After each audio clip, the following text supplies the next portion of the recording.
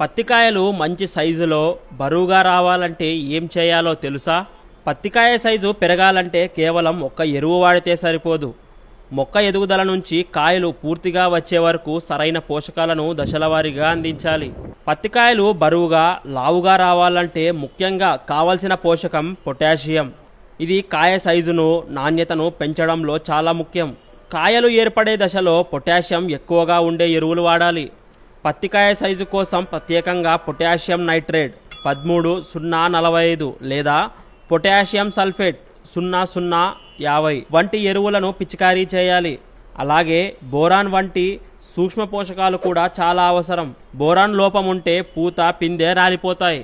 సరైన సమయంలో సరైన మోతాదులో ఈ ఎరువులు వాడితే పత్తికాయ సైజు నాణ్యత పెరుగుతాయి. ఇలా చేస్తే మీ దిగుబడి కూడా పెరుగుతుంది.